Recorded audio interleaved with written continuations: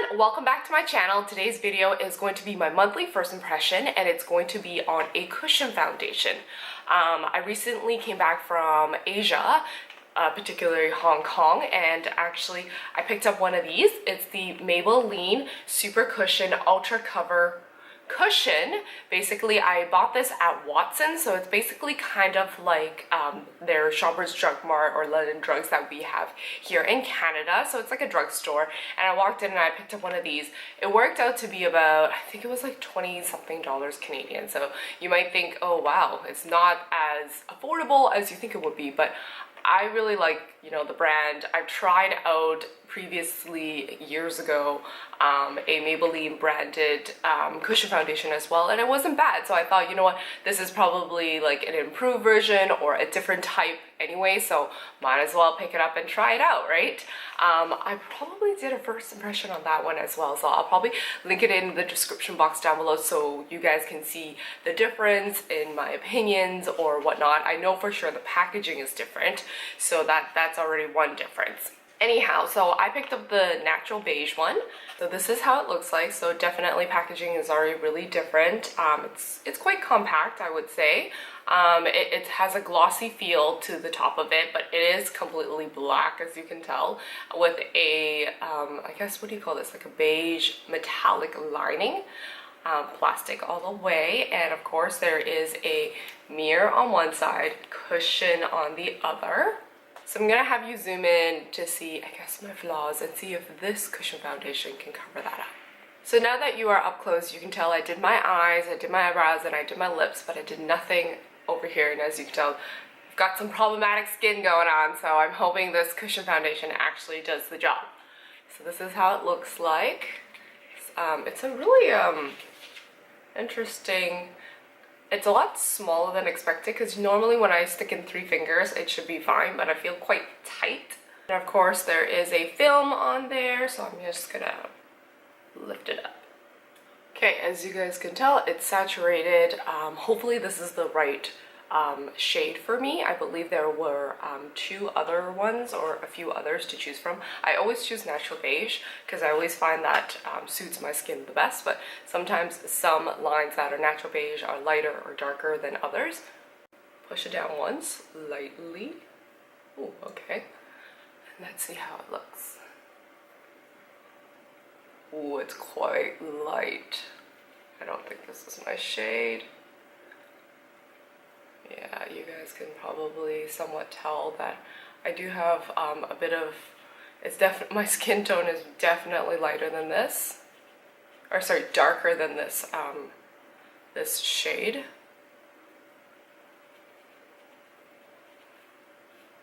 But, I'm gonna finish up my face and maybe like it might oxidize a bit, so we'll see.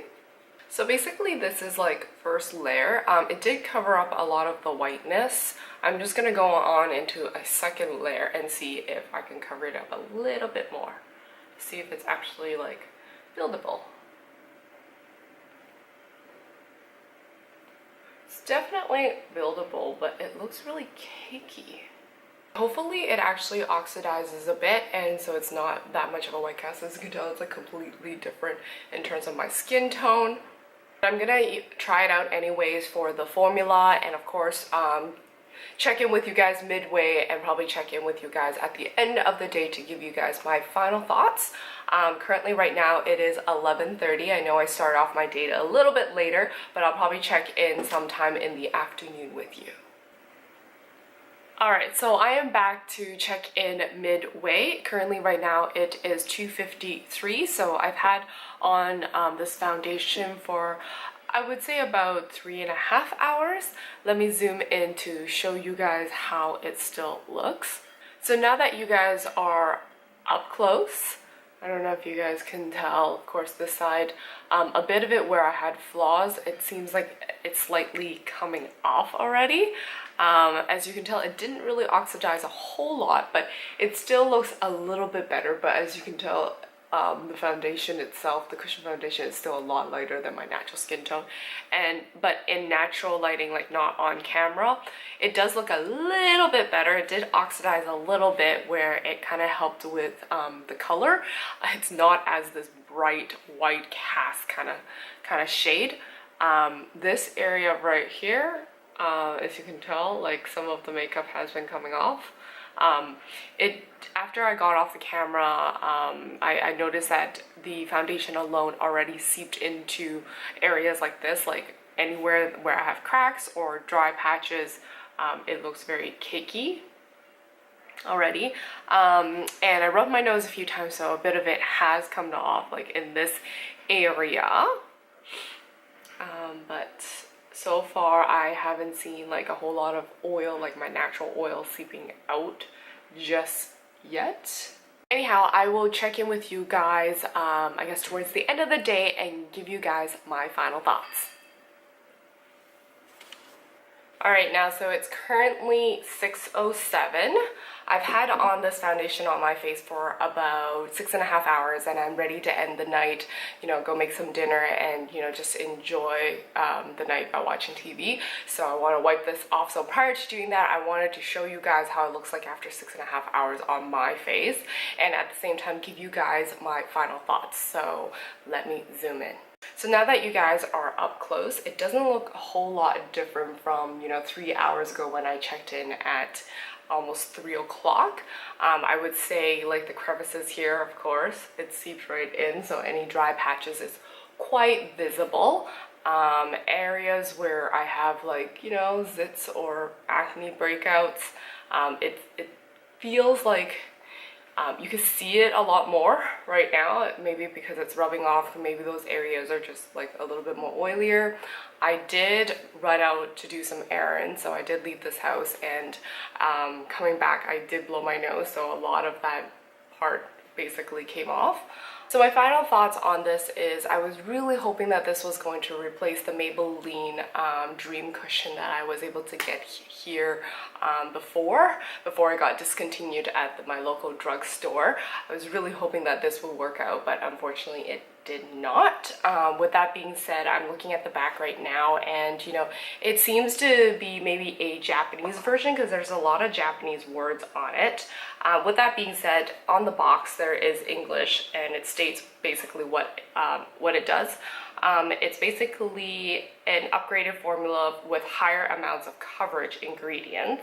So it's basically supposed to give you like high coverage. I don't really feel like it's high coverage. I feel like it is buildable, definitely, but because of the fact of the texture of the foundation, it just made it more cakey in my perspective. And the more you add on, the more cakey I felt. So it's kind of like slathering on icing on top of a cake is what I kind of felt. And with that being said, it did oxidize a little, because right now if I apply on more, it's definitely more white or lighter in shade. Overall, I don't think it was really that worth it, considering the fact that I paid over $20 Canadian for this cushion foundation, where, you know, it's just one pack and it didn't work the way I wanted to. I do have combination dried skin, so combination as in oily on my T-zone, dry on my cheeks and everything. So not that there was a whole lot of oil that seeped out in those areas after 6.5 hours, so I guess that's one good thing, because sometimes some cushion foundations do make those areas a little bit more oily for me. Anyhow, those are my final thoughts on this cushion foundation. I hope you guys enjoyed this video, and if so, remember to give me that thumbs up. I do try to upload new videos, so make sure you subscribe and turn on that little bell for notification. I shall see you guys in my next video. Bye!